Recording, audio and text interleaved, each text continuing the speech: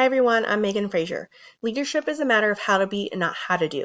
Trust, integrity, respect, courage. At the end of your life, no one will care what titles you once held or how much money you made or what a big shot you thought you were. What your influence as a leader rests on the strength of your character, and if your character is not strong, neither will your legacy. The two standards of practice I chose were 11 and 12. 11 is leadership and 12 is education. So with leadership, it's important to create an environment that stimulates empowerment because we want our nurses' voices to be heard and we want to model expert leadership. In education, we want to demonstrate a lifelong learning through self-reflection, share your knowledge, and create an environment that is supportive.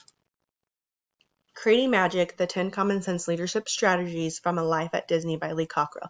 This is a leadership book that I chose, and it's great for new nurses and that are stepping into a leadership role or leaders that have been in the leadership position for a while. And it's not just about leadership. You can apply this to your everyday life. So if you have not read the book, I would suggest you do. It's a great one. Trust. It's hard for people to trust somebody, especially if you've burned bridges or you've lost trust with somebody, your friends, your colleagues, anybody at work, anything that you're dealing with. It's hard to build that back up. So you have to engage your staff and you have to let them know they're important to build that trust because, again, once you lose it, it's so hard. And trust is the foundation of any healthy, successful relationship. Humble. We want our leaders to be humble. We don't want that arrogant leader that thinks that it's their way or the highway and that they're the one in charge of everything. We want somebody that supports their staff, that encourages ideas, because if you don't hear, feel, or see it, then we know that it's not genuine. Communication is key. I know we're all busy and we have things going on, but when staff comes to you and they have an issue or are concerned or just want to talk to you, drop everything you're doing. Turn your body, make sure you're facing them, make eye contact, take notes, write down key important things to follow up on. Because if you're still working on the computer or doing other work and you're just saying, yeah, okay, then are you even really listening to understand them? If you're not, then you're not going to be successful.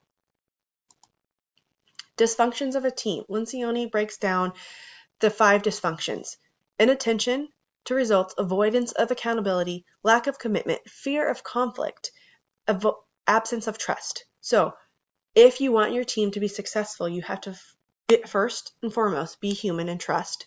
You have to demand debate because you can't. Conflict is healthy. You can't avoid it. Focus on clarity and closure. Confront difficult issues and make them accountable, and you focus on the outcomes. Have you been a toxic person or been around somebody that is toxic?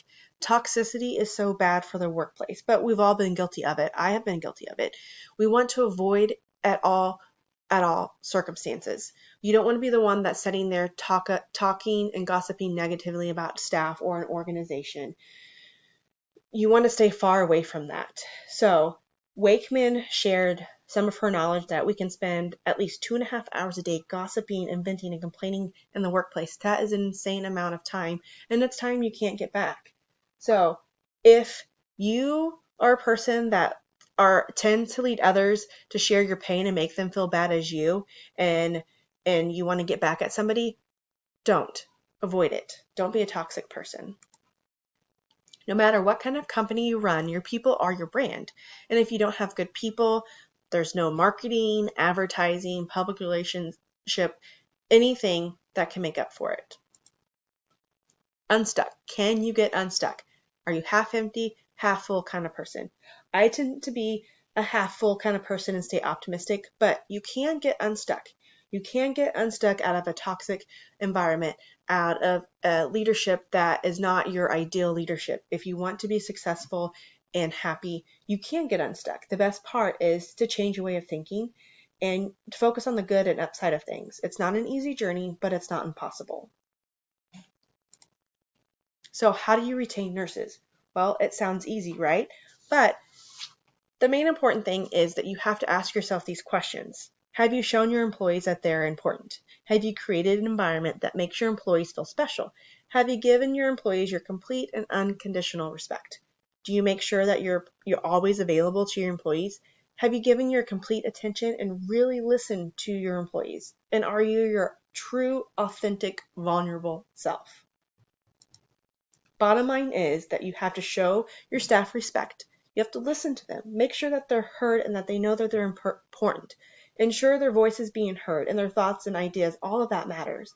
The quickest way to lose an employee is when they feel devalued and that they're just another body in the department, just going through the daily motions. Successful leaders will steer clear of being a leader that is arrogant, that says it's my way or the highway, and at the end, if that's the only way that you look at it, you will fail as a leader and you will lose great employees along the way. And lastly, trust. I cannot say this enough. Trust. Building a lasting relationship with your employees. Trust is the foundation of a successful leader. Without trust, you have nothing. So it's time for self-reflection. If you look in the mirror, are you your true, genuine, authentic, vulnerable self? Are you a person that sits around and gossips? Are you one that doesn't communicate and maybe not show your staff respect? If you are, it's time to change. Stay hungry, stay foolish. Thank you guys.